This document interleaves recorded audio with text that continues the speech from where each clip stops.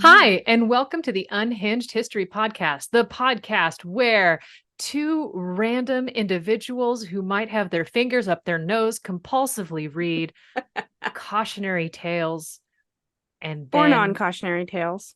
tell their Whatever. husbands the tales both un and cautioned. If you're joining us for the first time, welcome. If you are joining us from South Carolina or Texas, boy, we've seen your numbers spike. It's been entertaining. What have we done? Thanks. Yeah, please tell us what we've done. We have questions. I know, like just out of nowhere, the South Carolina contingent appeared in force. It's amazing. And I don't think we can decide if we've done something wrong and are afraid, Yeah, like, or we've done something right and have a bunch of new friends. are we going to have a subpoena served because you guys are actively gleaning for some nugget of evidence or what? Penelope Barker was from North Carolina. Hmm. I'm trying to think if I've ever accidentally offended an entire state. I mean, I did bring up Texas when we talked about Santa Ana and the Alamo. That's true. So there's that. Yeah, but the redoubtable Santa Ana. I mean, You know, and I believe I spoke mostly positive about Texas. yeah, I think you did. Maybe that's what it is. Maybe they are not used to that.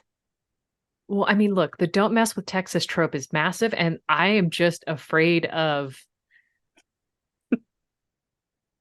All of it. yeah, I mean, really, honestly, we'll just leave it at that. But Matthew McConaughey, if you're listening, we love the sound of your voice. I mean, could you? Just saying. Just saying. Right? So I didn't remember paying attention to who went first or last time to indicate who should go first or last this time. I think I went first last Okay. time. Question mark. Yeah, and I don't have Do you I want to rock, paper, scissors it? no, I really don't, you Okay. know? All I'm right. I'm okay with that. I mean, I could go. I Yeah. there's nothing in my story that makes me go, "Ooh, I should not go." I should not be the first one to talk today. Hmm. Or I should not be the last one to talk, like Yeah. so. I don't think there's anything in my story that should indicate um one way or the other. Okay. Well, I mean, I can tell you right now that my husband is pretty tired of hearing about this. So here you go. Do go. Um, Do go on then. I will give you my sources at the top because I won't remember to do it at the end. They do kind of spoil it, so maybe earmuffs. Um, one podcast Do called you want me to just take my headphones off and then you can put your hand up when you want me to put my headphones back on? Yeah, why don't we do that? Okay. Okay. So we have Cautionary Tales with Tim Hartford, Monkey for Mayor, and his day on this day in esoteric political history. BBC.com, The Monkey Mascot Who Became Mayor by Richard Moss. The Guardian, Mayor Hengist the Monkey finally loses his Hartlepool habitat. Historic UK has an article, The Hanging of the Hartlepool Monkey by Ben Johnson. I'm so excited. Okay. Welcome back, Angie. I'm going to start us off during the Napoleonic Wars in the early 19th century. This is a war fought between England and France. There was picture this. There's a French ship that's spotted off the coast of England near a small town of Hartlepool.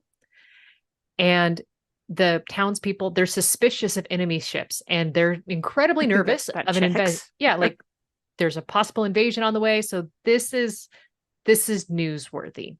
And so the good folk of Hartlepool, they rush down to the beach, and among the wreckage of the ship, they find a sole survivor. It is a ship's monkey that is dressed in a military style uniform. Do you have a painting? I don't. So right now we're just gonna have to use our little imagination. Okay. He's wearing a beret. Quite possibly. And it's neat you say that because Hartlepool is a long way from France, especially if you are back in the 19th century. Okay. And the people of Hartlepool have never met a Frenchman. They've seen satirical cartoons. And at the time, those cartoons are depicting monkey or the French as a monkey like creature. They've got claws, they've got tails. So the people of Hartlepool, in theory, you could forgive them for buying into the propaganda and believing that this little monkey was indeed a Frenchman. Um, I mean, Technically, I he hailed from France. he did. But they assumed, right or wrong, that this was an actual human French person. And not Got it. only did they assume French, but had to be a spy, because why else would he survive? Now, reputedly, there was a trial to ascertain whether the monkey was guilty of spying or not. And not unsurprisingly, when they questioned the monkey's responses were not in intelligible English. Or French for that matter. Well, but see, they don't know French. So they can't prove that it's not French. Is she a witch? I mean, this is the same logic, right? If she Like, frowns, she's innocent. this is okay. This has Monty Python written all over it. So the court does what you think the court would do. The court finds the monkey guilty. And the townsfolk, they say drag him into the town square. I don't think the monkey would need much, right? You'd carry it, right? Like unless you're getting real close to the ground and like pushing him against the ground. Like there's just no way. And then they hang him. You know, you did talk about hanging the pig in a couple episodes, like one of the early episodes. Did I? You did. You did talk about hanging a pig. I swear to you. Did you actually go back and find that Episode? so that I could? Yeah, I'll figure it out. But yeah, at one point you do talk about hanging a pig. that checks. Okay. And so, you know, this could be legend, right? It may be, you know, like made up, but we almost doubt it because, you know, we wouldn't want to think that they hung a poor defenseless monkey. But the problem is there may also be a darker side to this tale.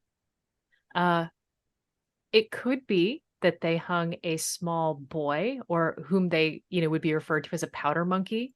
And these small boys could have been employed on warships at this time. I don't like any of this. Okay. Well, I mean, it gets Make it better. it will. It will. It's coming around. I know I told you that I didn't have anything crazy that was awful, and I promise we're gonna get better. We're gonna get through I mean, this. honestly, anything that's not Thierry, like or Terrare. you know, Terrare. Thank you. Yeah, no, I you're always good. want to say Thierry, but I know that's not right. Um, but just stick with me for a bit. This Okay. next paragraph pulls us right back out of the funk. Okay. Okay. So over the centuries, this has been used as a taunt for the residents of Hartlepool. And indeed, today, the football matches between the local rivals of Darlington and Hartlepool United, there's a chant, "Who hung the monkey?" that can often be heard during games. And the Hartlepoolians, believe it or not, that's how they refer to themselves. They tend to love this story. And Hartlepool United's mascot is a monkey. Points if you can guess the name of the monkey. Napoleon. Hengist. Hengist? Like H apostrophe Okay. Angus. Okay. Hengist, the monkey. Okay. Okay. And the local rugby union team, the Hartlepool Rovers, is known as the Monkey Hangers. So they lean into it. That's what I'm trying to go with. Really own it, you know? Yeah. Okay. So now that we have that, we're going to fast forward to 2002. Okay. There's a man named Stuart Drummond, and he is the local mascot for the Hartlepool Rovers. So he's And Hengist. his name's Hengist. Well, yeah, Hengist the monkey, right? Well, and it's also at this time that Hartlepool, for whatever reason in 2002, decides that now is the time to get their very first mayor. Oh, They've okay. never had a mayor We've before. never had a mayor before. Okay. Yeah. in 2002, so fairly local, which is interesting, or fairly recent. So it's fairly interesting that this would be the time. But the townsfolk didn't necessarily know what a mayor would do, what the responsibilities would be, who would be a good one. And so there's a lot of internal debate around the city about what they should do. And this 28-year-old at that point decides, you know what we should do? We should do some brand awareness campaigns where as Hangus the monkey, not Stuart Drummond, Hangus the monkey runs for mayor. Of course. And then it'll raise awareness about who we are and what we do. And then if we raise any money, we'll just donate it to charity. Okay. So, I'm here for it. Publicity stunt. And yeah, everybody wins. Okay, so this is all going on, and he runs on the platform Free Bananas for School Children. Oh my God. Okay. Okay, so it's not a solid platform by political standards. I'd vote for it. So he's doing all of this, and he's 28. He stands as the independent candidate in a stunt just dreamed up for publicity for the football team, soccer team. I'm going to go back and forth. So are there real candidates too? Like there are real candidates. Okay. Yeah. That is hilarious. And so I'm voting for the monkey. His publicity, it works. It creates headlines, and he beats all odds, and he ends up defeating the high-profile Labor favorite. It's by a narrow margin, but he still wins. And looking back, he says there was great fear and trepidation. There was excitement when there was an election. I can't really describe it because it was so unexpected. It was a case of what happens now, because I've never been into politics. I didn't know what to expect. He's 28. His job is being a mascot for the soccer team, and his previous job was at a call center. This gets better and better. He has done customer service. He knows how to entertain people. He's going to be a great mayor. So you say, right? But now, he's going through the full rigmarole, because there was the, Hartlepool MP, Peter Mendelsohn, who supported the high-profile Labor candidate that he beat.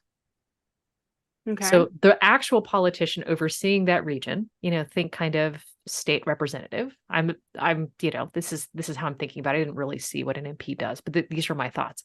MP Peter Mendelsohn pulls Stuart Drummond aside. He calls Stuart Drummond, and he'll be Stuart Drummond from now on as opposed to Hangus. He calls him a disgrace and said that he would set the whole town back 20 years. Devastating. Stuart also says that he continued to say businesses won't invest in this town anymore, and you've made a laughing stock. A lot. Take two. Right. Mr. Drummond adds, he said to me, businesses will never invest in this town anymore. You've made us a laughing stock. And I went, okay. Yes, sir. I mean, what do you do to that? Right. Yeah. How do you respond? First off, I ran for this on a whim. I didn't think I was going to win. This whole idea was dreamt up in a pub. Most good ideas are. Good ideas, bad ideas. It is, but it's okay. So the Phoenicians say, basically, if you want to make a good decision, make a decision sober, make a decision drunk, and then look at that decision again when you're sober. Right. Isn't there ancient Arabians also had arguments like that? And that makes sense. That's how they would debate. Yeah. Right. Hey, if it makes sense in both mind states, it's the way to go. Right. Yeah, I'm here for it. Okay.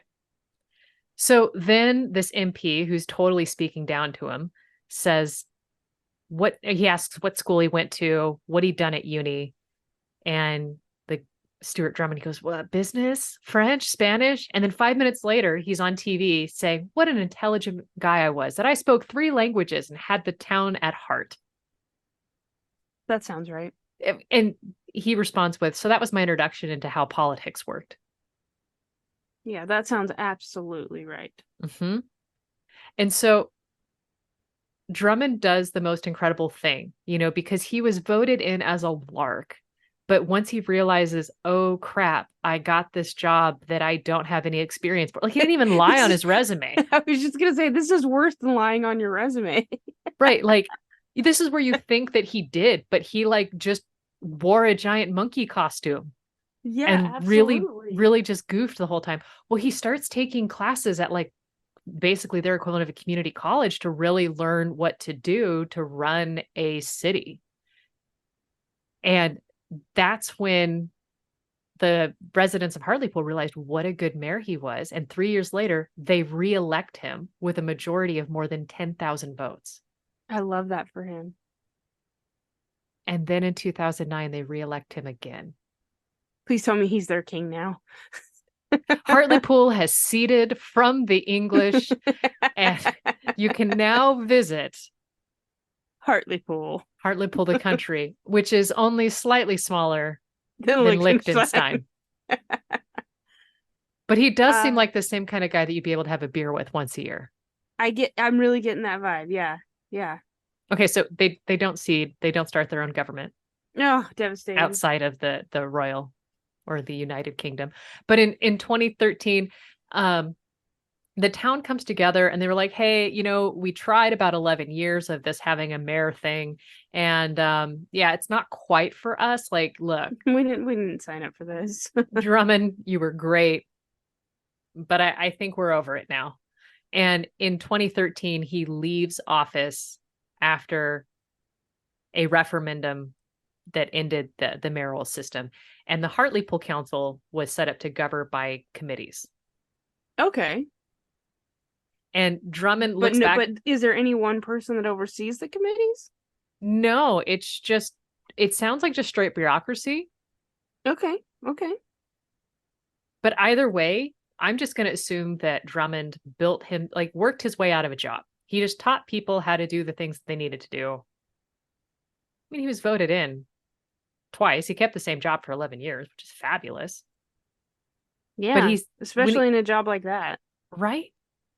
Yeah. But I love him. what were they doing beforehand? Like what made them think they needed him? Like I've got additional questions that I couldn't necessarily find. This just means we have to go to Hartlepool and ask the questions. You know what? Actually, we might also have to go to Australia because just like Ancient Aliens and how you have to travel across the other side of the world for the next leg of the story, after he loses his mayoraldom. I don't think that's the right word, but that's what we're calling it from now on. Right? I mean, okay, so after Mayoralship? after he's ousted from City Hall. That makes it sound so much worse. And the townsfolk say, you've ruined mayors for us forever.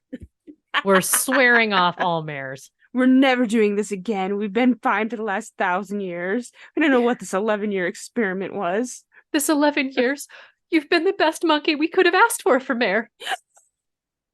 Anyhow, it's at that point, he's looking back at his career. And when he's being interviewed, he brings up like highlights. Like I guess in 2010, they had something called the Tall Ships Race. So imagine giant, massive ships. Schooners. Yeah. Yeah. And they have this race and it attracts nearly 1 million visitors to this city.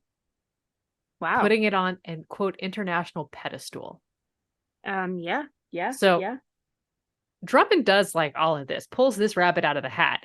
So at that point, he's looking back at this. He goes, look, I've done some amazing things. I have elevated Hartlepool. I've left it better than I found it, which is a standard camping. So after he ends up getting ousted from government, ran out with pitchforks, he ends up with bananas. Yeah, he takes his bananas and runs. He goes to Australia. And as he's being interviewed, he's going on a 4-year temporary visa with his wife and 3 kids. Oh, okay. Okay, got it.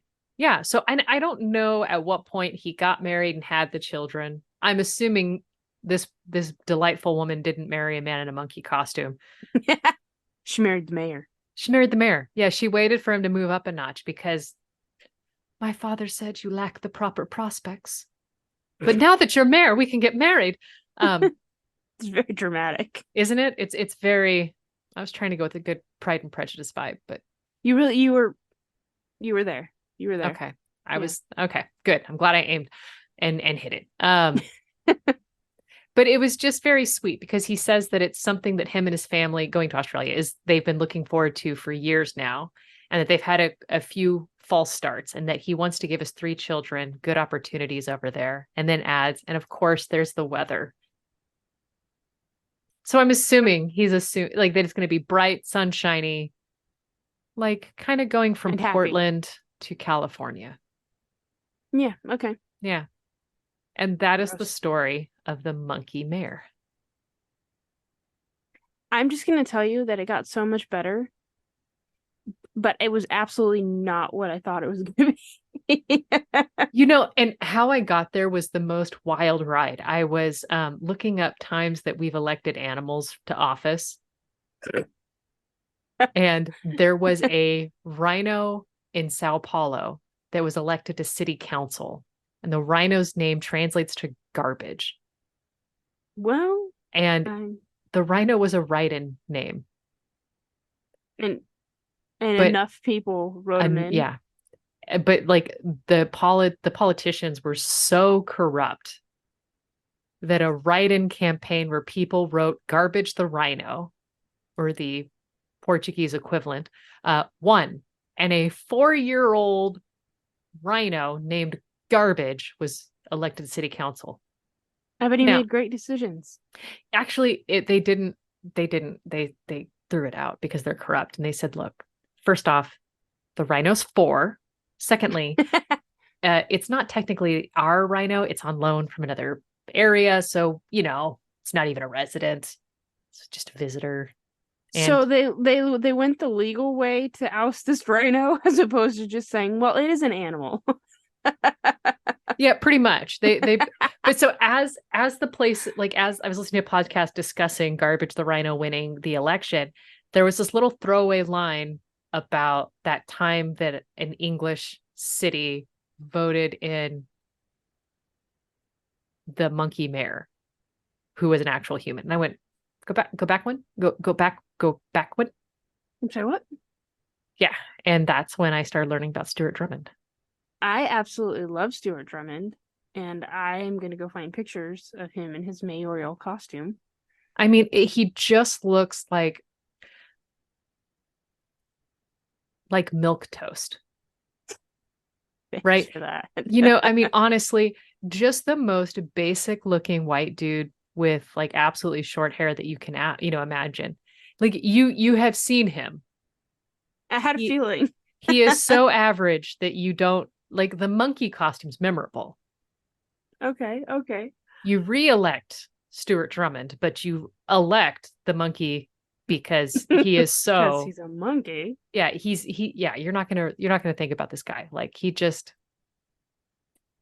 I love that. I right? love him. I love his sweet family moving to Australia because, after those 11 years in the limelight, you might need a break. Truly. Just saying. But it was just so delightful that you can grow into a role. You lied on your resume, but you But he got it. You didn't nailed lie. it. He didn't lie. Like we knew that he was a straight up schmuck and he did it.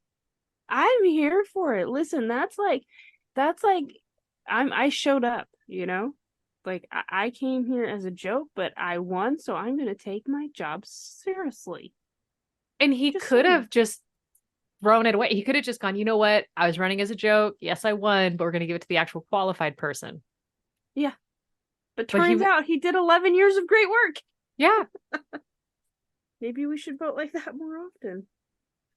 I feel like we've tried, but it didn't do us right. I mean, maybe.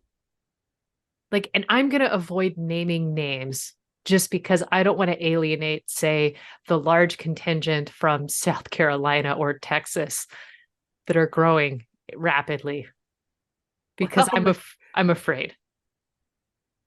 you know, listen, I'm ex- I'm excited. I'm here for it. Do you want to hear my story? Do we have time Yeah, for my story? please, we have time.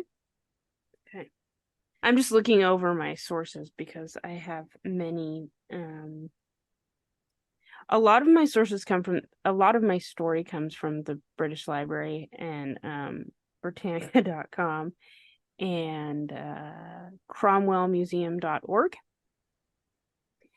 And then there's a handful of other ones. One of my favorites is actually Twinkle, and Twinkle is a children's learning site, but they have a lot of like great, like, explain it to me like I'm five resources that help understand a lot of politics or whatever the topic you're looking up on Twinkle is. And I thought it was so cute that they even had anything to say about this particular event. Did I miss you actually naming an event? No, I didn't name the event yet because it's not so much as an event as it is a person. Okay. Okay. So my story takes place a couple hundred years after the death of Henry VIII in England. Couple years or couple hundred years? Couple hundred years. Okay. But I have to tell you about the decade before for it to fully like explain itself. Before your story starts. Yes. Okay, sorry. The chronology is already getting weird to me. Yeah, okay. So I had to mention Henry VIII because he ushered in Protestantism, right? Like by separating from the Catholic Church and marrying Anne Boleyn, England is now we're Catholic Protestant the whole, right? So all right. That's the framework we're working with. Okay. Yes. Okay. So we are in the middle to late 1600s. And if you remember our girlfriend Mother Shipton, who pointed out that Henry VIII was going to cause all kinds of problems, and she was a real thorn in his side. Mm-hmm. Okay, so that she was right, but that's neither here nor there. But fun to make the callback to Mother Shipton saying, "Hey, you're going to straight up episode 1." So right, like absolutely love that was a thing. Anyway, I'm going to call this the UK because that's what we know it as today, but back then it was not like our understanding of what the UK is today is not what it was then, and they didn't call themselves the United Kingdom back then. Okay. In the 1600s. But for our understanding, it made sense to me to just refer to it as that. Anyway, so at the time, Charles I is the King of England, and he's been causing a bit of a kerfuffle for a while. By 1642, civil war has broken out. The British Library Timeline website has a really great, like, straightforward explanation of this, which is, quote, disagreements between Charles I and Parliament had been simmering for several years. Charles had been exercising too much power, such as raising taxes unreasonably and imprisoning without trial those who did not pay up. Civil broke out in 1642, and although Charles' royalist army had the upper hand, at first his advantage did not last long. By 1646, he surrendered. Parliament claimed the king had a wicked design totally to subvert the ancient and fundamental laws and liberties of the nation. So by May of 1646, Charles surrenders. Parliament, like I said, claimed him to be the king, claimed that the king had, quote, a wicked design totally to subvert the ancient fundamental laws and liberties of this nation, and that he had levied and maintained a civil war in the land. It was decided, after the royalists had been moved from Parliament and the opinion of the House of Lords ignored, that he would be executed. Is this where Cromwell steps in? On January 30th of 1649, Charles I was beheaded while outside banqueting house in Whitehall. And so our boy Oliver Cromwell begins his decade of absolutely no fun as the Lord Protector of no good times in all of England and the UK. But before we get to Cromwell, Charles I's reign didn't start out on a good note. In the first year of his reign, he marries a French princess who is Catholic and greatly offends the Protestant subjects of his land. Because you know what really chaps me? It's not someone who has a different religion from me completely, who doesn't believe in the Lord Jesus Christ or doesn't believe in God, but someone who is so close to being exactly what I believe. Yep. I think the exact same thing. Like, okay. Yeah, it's like, look, I'm not a big Diet Cola fan, but if you drink Diet Cola, I don't think you're a hair like, okay, let me go back because actually I don't drink soda so much, but I do drink coffee. Yeah, And maybe this is akin to decaf. maybe. Yeah, like decaf versus calf. Right. Yeah, I think it's Leaded so versus silly. unleaded. Yeah, But so I might look at you if you're drinking decaf in the morning and go, what kind of peasant. psychopath Yeah, doesn't need, why would but you do that's, that to yourself? yeah, this is me just looking at it like, how do you live? Like, how do you function without that Out. blessed caffeine molecule? Yeah, so I fully agree with you on that. And I would think that more people would see the similarities as opposed to the differences and be like, okay, well that's fine. But they didn't because Well. that's how this works. Um, so while the Civil War is raging in England before Charles the First gets beheaded, he exiles his son to quote the continent. um, and so Nope. he is Which now in continent that France. is it? Okay. Okay. Yeah, Because I was just like, it's not the colonies, which would have been the US, but then there was also the prison, like Australia, like, but that's also a continent. I just, yeah, no, the continent, like Europe, the rest of okay. Europe. So he is in France and he spends some time at The Hague and he loves art. But remember, Oliver Cromwell is a jerk. And Oh, yeah. from 1649 to 1653, Parliament ran England, but Cromwell thought it was an ineffective system for ruling England and that England was no better for it. So he, backed by his army, he becomes the Lord Protector of England from 1653 to 1658.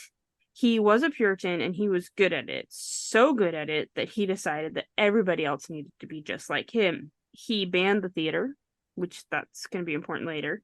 Most inns were shut down. Sports were all but canceled. Like, seriously, heaven forbid you send your kids out to play with the ball because Cromwell's going to have a problem with it. Um, Repeated offenses of swearing could get you prison time. I would be serving a life sentence. And I'm not even going to get into what he thought women should wear and how and what they should be allowed to do because he is just so. I just can't stand this guy. He even bans saints' feast days like Christmas, but once a month, everyone does get a chance to fast for the day. So there's that, Oh, I love that. I right? love being poor and living on my meager substance farming and then going, oh gosh, what'll really make sure that this one potato lasts longer? I Not just don't eating it eat. today. Yep, I'll wait till tomorrow. I even heard once. I'm not in. I don't have a source for this, but I heard once that he even banned singing, and this is to me a particular problem in Ireland. Um, Kind of no wonder they had a beef. But in case you needed more of a reason to want to throat punch this guy, he hated the Irish Catholics so much and decided to send their children to the West Indies as slave labor in the plantations, which I did not know until I doing this research. I didn't know either, but totally chill. Super chill. Um, to say that he has enemies is an understatement. He is a great ball of hypocritical sunshine. He did die in 1658. His son took over, but like I guess he super sucked at his job. So in 1662, Charles II was brought back to England and asked to be king. So Charlie too has this real fun, let's party it up, anti-Cromwell style. He becomes home and he begins what's known as the Restoration era. He is considered the Merry Monarch and generally liked as one of the most popular monarchs in English history. He is tolerant and grants religious freedom to both Catholics and Protestants. It would Saints' really days be interesting return if he only granted tolerance to the Protestants. to the right. I'm just Um, being facetious there, but carry on. yeah. He Saint Day feasts return. People are given more liberties, and he reopens the theater. I heard on the Queen's podcast that he was actually one of the first monarchs to actually attend the theater as opposed to the theater coming to him. Like he would literally up and leave the palace to drive his carriage down to the theater instead of making the theater troupe come to the palace, which I think is pretty cool. And he insisted that women actually play the female roles instead of, our So we went Shakespearean. back because this is pre. Oh no, this is post. This is post. Post. Okay. Yeah. So women are now allowed to play female roles, which gives them it gives them a little bit more autonomy and freedoms, because now they can hold another job outside of the home that isn't necessarily prostitution. I mean, I think we always had laundress, right? And then like wet nurse if you were of the right age and state like capacity. Situation. Yeah. Yeah. Um, so this is just adding to the things that a woman can do without a husband, basically.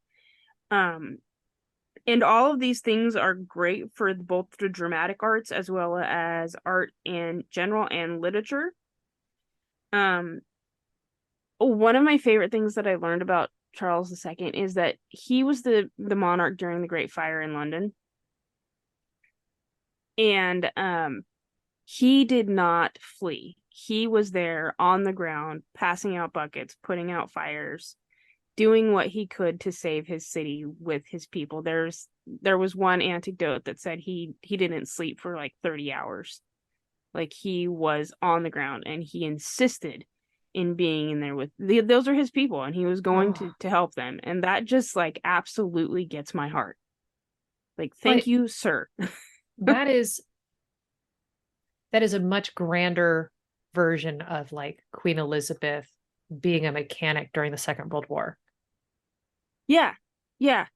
And I just think that it shows you, to at least to me, it shows me how much he cared about just the capital city in general, but the people. Like, it wasn't, when I was reading about it, you didn't get a sense that he was like gasping with his hanky over his nose. It was that like he was in the muck and the mud and doing the work just like everybody else. And I think that's so important for leadership to be that way. So props to him. And he could have been a complete rake. Like Absolutely. he spends his formative years in France and The Hague, like living it up. Right. Like this could have gone south. This is surprising leaders from. This is the episode of the leader that was great. Unsuspecting good leaders. Right. Now that doesn't mean he didn't have a fondness for the ladies, because he had at least 13 mistresses in his lifetime. Okay, look, I never assumed that he would not. Like, this checks. Doesn't it? I just And couldn't find the dirt on the monkey mare. and here's where my story starts. My actual story is Nell Gwyn, one of his mistresses. But I had to tell you all of that backstory and set the That's all stage. lead up? That was all lead up. Okay. I know, right? Girl, Okay. I'm in for it now. So Nell Gwyn was born February 2nd in 1650 in London. She was called Eleanor Gwyn at birth. It's believed that her dad died in debtor's prison while she was still a baby, and her mother kept a body house. I had Like a ideas of morgue? no, body, like BAWDY. Um I'll give you the definition, like the legal definition that I found. It is a place that is considered a nuisance to the neighborhood and violates standards of morality and decency. Any house where disorderly persons are allowed to gather and disturb the peace of the neighborhood is also considered a disorderly house. Keeping a body house is a misdemeanor in common law. Could also be a brothel. But it could also be a pub. It could also be a pub. You're right. Are you trying to collect your dues? So yeah, my understanding is it couldn't be just a loud house, it can be a brothel, it can be a pub, it can be anything that brings a nuisance to the neighborhood, and that's what she's raised in. She helped out around the house by making sure that the clientele's glasses never ran dry. So I'm not sure if this part of the story could be considered just absolutely traumatic or not, because we're not 100% sure if it was a brothel. And if she was quote unquote sold in any way as a young person.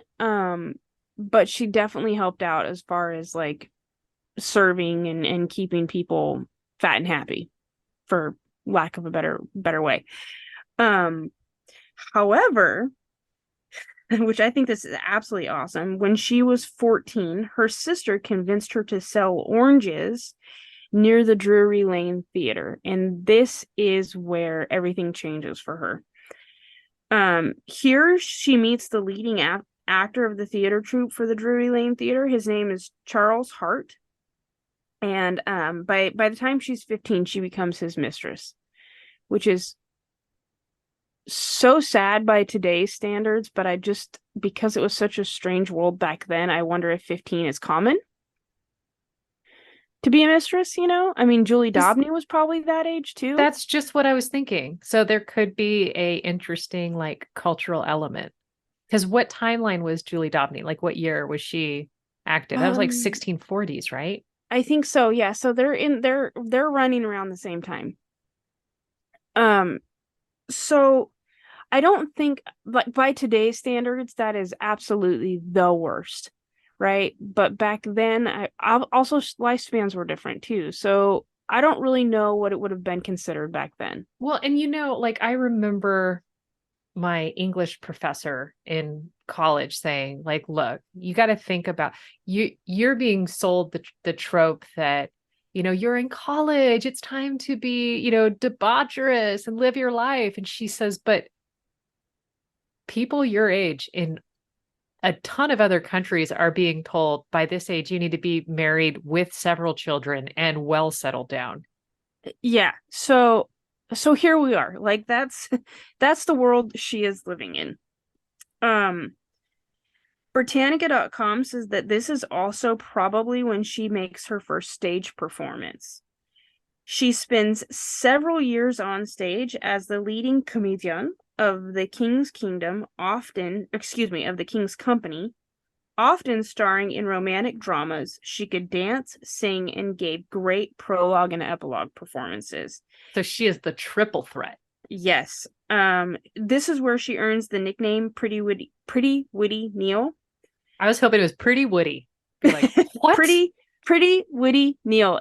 I have a hard time saying that, but I'm finding that there's a lot of phrases like that I can't do. Like going up a hill in heels. That takes me a lot of work to say. But anyways. Oh, I thought just the act of going up the hill in heels, which, I mean, also. I mean, yeah, that's fair. That's probably where that we were talking about. That's how we came to that discussion anyway. But see, that would be awkward. Be like, no, try this unique tongue twister. Yeah. So at this point, she is also serving as the mistress to men of a more and more illustrious nature. Dukes The and clientele is barons. rising. Yes. She's taking her product upstream. She is remarketing. Like, she is getting... Honestly, good for her to find her worth. Get that market rate. Right? Know your value. She did, because in 1669 she catches the eye of Charlie II. Charlie II is what he is from now on. I know. I honestly think he would love it. And she becomes his mistress. We actually know that her last act on stage was with Charles Hart in Conquest of Granada by the Spaniards in January of 1670. And can I just take a moment right now to point out that not only do we know the date of her last stage performance, we know her actual birthday, which is so crazy considering that, like, we have queens that, like, ruled nations that don't know their birthday. Right. Well, I mean, they may have known their birthday, but those have been lost. But we don't. Right. Like, they didn't just like rule and go, huh? How'd I get here? How old am I? Where have I been? Like, yeah. Yeah. So I think it's awesome that we not only know her birthday, we know when her last stage performance was. And that last stage performance actually was postponed by several months because they wanted to wait for her, but she was pregnant with the king's son. Where was I at? Oh, okay. So we paused because she was in the family way. Yes, she is in the family way with the first of her sons. Um, at this point, he puts her up in a lovely home and she is admitted to the inner circles of court. She would spend the rest of her life faithful to the king, giving him another son, entertaining all his whims and guests, and just overall living it up. But he never puts a ring on it. Never puts a ring on it. She was the only one of his 13 mistresses that the public liked, but he never gives her a title, which I think just super ticks me off. But she also, when she became one of his official mistresses, she did not demand a huge stipend like the other ones did. Like she asked for 500 a month, whereas they asked for like 4,000. So she was just surviving, like she wasn't trying to be a duchess, if you will. Mm. However, just because she was just because she was the mistress that the public liked didn't mean that she was without court drama and intrigue. She did have her rivals, and Lady Castlemaines, who was the king's favorite, was her biggest rival. So she's the people's favorite, and She's the people's Castlemere's favorite. the king's favorite. Yeah, Castlemaine is called the king's favorite. However, another was the French Catholic Duchess of Portsmouth, who, when congratulating her on Neil's social rising, saying she was now as rich as a queen, Neil replied, quote, "You are right, madam, and I am whore enough to be a duchess." Oh. Do you need aloe for Ooh. that burn? Oh man. um, I also really love this. Another time she said this gem. When another one of his mistresses' son, by the name of Charles Lennox, was made the Duke of Richmond, Neil was upset. Her two sons had yet to be provided with titles and lands, unlike Charlie II's other illegitimate sons. So when Charles visited, Neil is said to have called to her son, quote, "Come here, you little bastard, and say hello to your father." Honestly, I feel like I might be a part of her family line because that's the kind of shade I throw. Right? To which he reprimanded her and said not to insult the child with the label bastard. Neil replied, "Why, sire, your majesty has given me no other name to call him by." Soon thereafter, Neil's firstborn son received the title of the Duke of St. Albans, Earl of Beaufort, and the Baron Headington. However, Well done. right? The reason I chose to do her is this little bit. Picture it, you're out on a Sunday ride minding your business when you hear a bit of a Kerfluffle?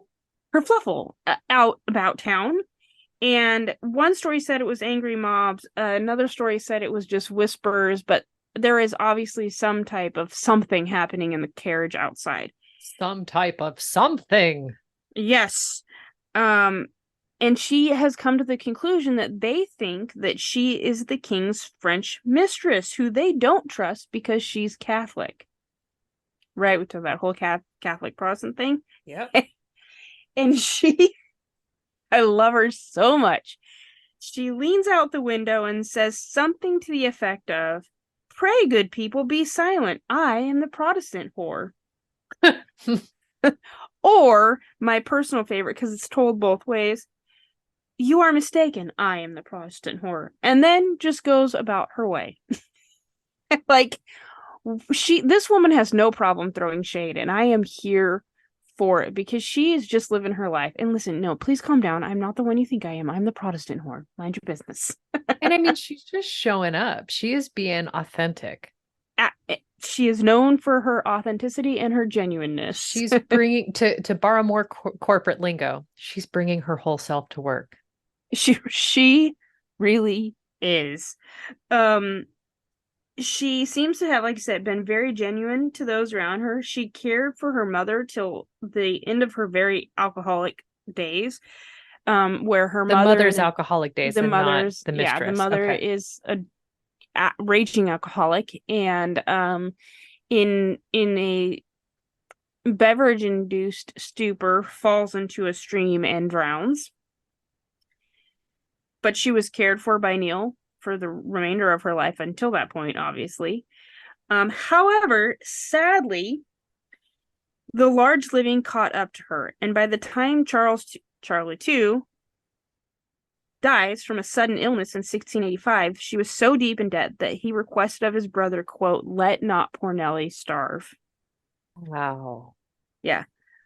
When she was asked if she'd take another lover after the king died, her response was, quote, "Shall the dog lie where the deer once couched?" I'm here for that. Like, Right. no, hard That's pass. the same logic I have about if Hubs were to wander in front of a bus. Like I can't. And it's like, yeah, there's no other way he could go. It's wander in front of a bus or nothing. That's the only way we're doing this. Not walk with purpose. It needs to be just aimlessly stroll. I was on a ramble, and Yeah, like this is what if his happened. inner monologue isn't do do do, then no, that's not what we're playing with. So I respect that she just is a one and Yeah, done. absolutely. Her brother did pay all, excuse me, the king's brother did pay all her debts and set her a salary, but sadly she would die 2 years later at only 37 years old, most likely complications of multiple forms of syphilis. Ew, that means that they all had it. Well, I mean, this is the time. Syphilis was all the rage. And what was the time period where the French viewed it as the artist disease and there was one French person that like, oh, I don't have it. I think that was this time. Okay. I think there was a couple hundred years where it was just all the rage. My understanding, and if there is a listener out there that can correct me on this, I would love to be corrected, but my understanding is that the son that got the titles, the Duke of St. Albans, that family line still holds that title today. From what I understand. If I'm wrong, please someone tell me. Her other legacies are, quote, the subject of plays, operas, and stories, including a 3-act play by Edward Jerningham published in 1799 with the title The Peckham Frolic. And in this comedy, Charles II is in heavy disguise, meets Neil and Peckham, and all sorts of trickery ensues. So, like, she has been characterized over and over again since the day she died. People just adore her. And I just want to end on this last note. There is a quote from Charlie II that says, "I always admired virtue, but I could never imitate it." And I just think the fact that he Same. had 13 mistresses and the one that the people loved the most was this body, no nonsense kind of gal who rose from the streets to being one of England's first actresses to the king's sheets says a lot about Charlie II. Did you really just do the actress in the streets Yeah, and I a did. freaking yeah, okay. Yeah, I did. To the king in the sheets. Um, and I loved her story so much that even though she didn't have a ton of like what the heck moments in her story,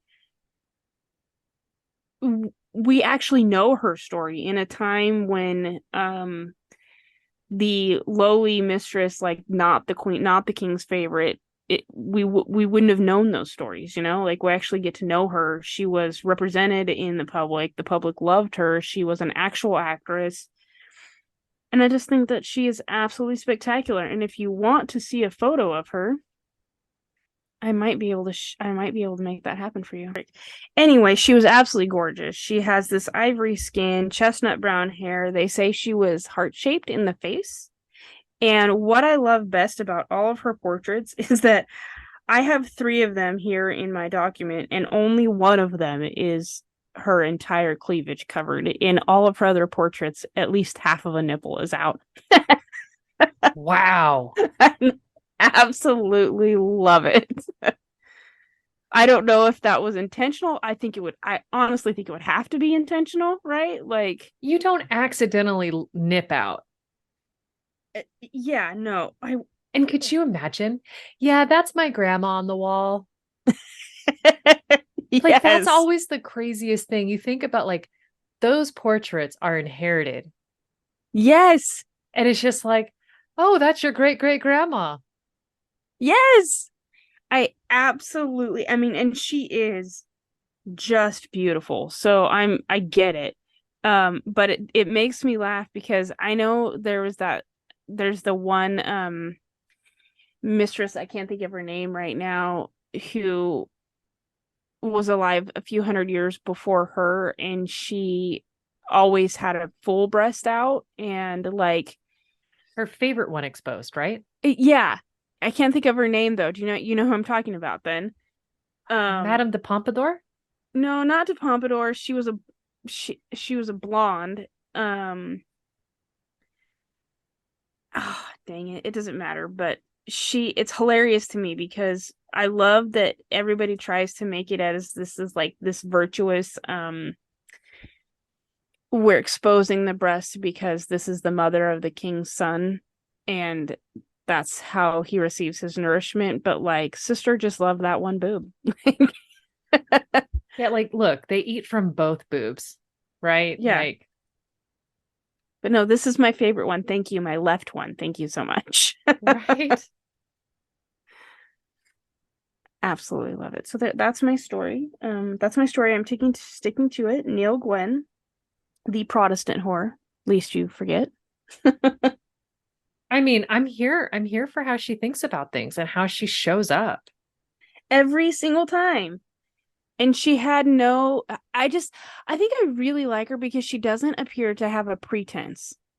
Like I came to do the work and I keep getting blessed with these fortunes in one way or another, but I am not trying to be anything that I'm not. Mm.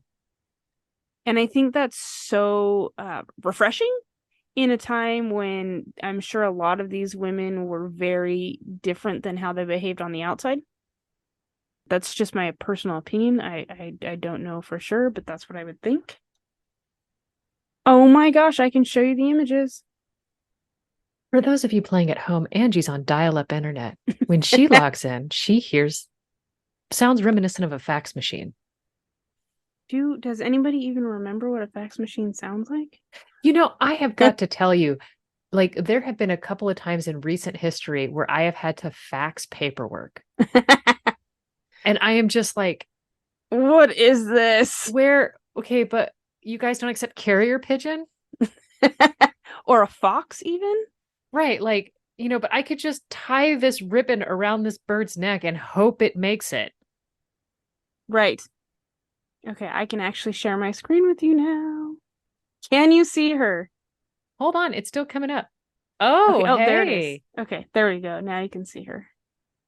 She is magnificent. Do you see And the and Angie is showing me a woman with skin the color of milk, as Yes. white as a white person can be.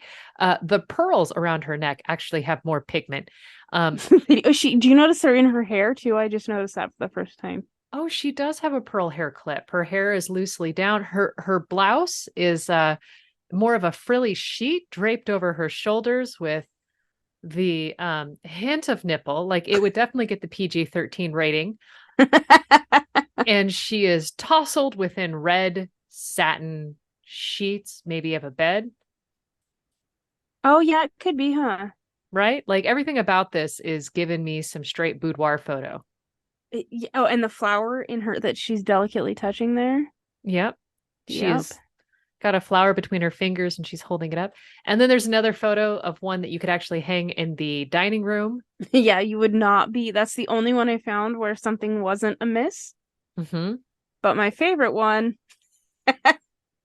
why is there a sheep? What is going on? I mean, you know, look, back in the day, you just wanted to flex that you could paint the textures of different things. Yeah, I And, mean, I guess that's true. you know, there's a lot of folding of the fabric here on her blouse I think it's a chemise. or open nightie. Yeah, I think it's a chemise because it's And, got that. Yeah. you know, maybe we should understand Charles the Deuce and how his types of kink, because maybe this is supposed to be within a farmyard, but I don't know how you would, be curled up around a sheep with your boobs out. I feel like it'd be really itchy. Yeah, I don't. Yeah, the straw would probably get everywhere. It's worse than sand. I mean, not Well, worse than sand, but just a different texture that wouldn't be my favy. yeah, and she's holding like a laurel wreath, which I think is really interesting. Like the symbolism in this painting is just off the hook. It's like, look, give me dirty photo with some barnyard kink and some Greek heralding with the laurel wreath, please. Yes, yes, that's exactly what that is. I'm so glad that by the end of my story, my internet finally worked so I could show you the pictures. Well done. Well done indeed. My gosh. I would just like to formally apologize right now if I ruined my entire section of this podcast because of my laptop. Shut up. I'm I just have saying. to edit that out. Okay. Quit giving me crap to edit out. Anyway, that's the end of my story of Nell Gwyn, my new favorite mistress, and Charlie II, the Merry King of England. I like the fact that you have a favorite mistress, and I'm going to be sure to make sure Ian only gets that clip. Just taken He, completely out of context. first of all, he knows me so well, he wouldn't even be a little bit surprised.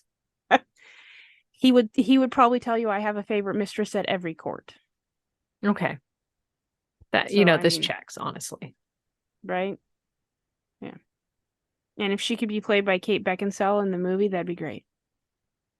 I wasn't getting Kate Beckinsale vibes off her face, though. I was No, getting not at like all. I'm just really saying. young Susan Sarandon. Yes. Oh my gosh. That is absolutely, that's who she looks like. So y'all, picture Susan Sarandon in a white chemise. But incredibly pale, like Susan Sarandon, Very the pale pale. one that you know, and then put her in a cave for a month. Yeah, and don't feed her anything with vitamin C in it. Right. Right And to the point of scurvy. That's when we're gonna. yes. I'm thinking this was also the time when painting yourself with arsenic was the thing. I mean, look, arsenic has been an underrated thing for years, right? Like modern people, we just don't commit to beauty the same way. We really don't. And you know what? I think about that all the time. Like in 100 years, what are they going to say about us? Look, the list is long. the They're going to have a lot of complaints, right? Like we are problematic. as a whole, Yeah, yeah, honestly. I super agree. It makes me laugh just thinking about it. But as far as like the makeup goes, I think about that a lot. What are we going to learn that we've been putting on ourselves that's like not safe? Right? Honestly. Yeah. So there we are. That's my story, and I'm sticking to her. Well, she's amazing. Isn't she fabulous? And I had to talk about Oliver Cromwell, but I hate that guy. But she ends on a really delightful note that basically sticks it to him. Something fierce. She could sing, she could dance. She was a mistress, and she lived her life without the negative Nelly that was Oliver Cromwell. And she was the positive Nelly. Get She it? Her name was absolutely Nell. was. Yeah, she was Yeah. a positive Nelly. Yeah, and I love her. So that's it. Okay. Well, if you've enjoyed listening to us talk about the negative and positive Nellies, and you're thinking, good grief, I want my contingent to be called out, rally up enough people in your area and get them all to listen so you guys appear on our maps. And we go, oh my gosh, North Dakota showed up. Did you? All of North Dakota, the entire all 5 of them are I was listening gonna to the say North podcast. Dakota doesn't actually exist. It's a myth. I mean, maybe. Okay, but anyhow, rate, review, subscribe, like this, share this with a friend. It's basically how you support a free podcast. Yeah. You know, like give a coin to the Witcher. Oh, And on that note, goodbye. thanks. Bye.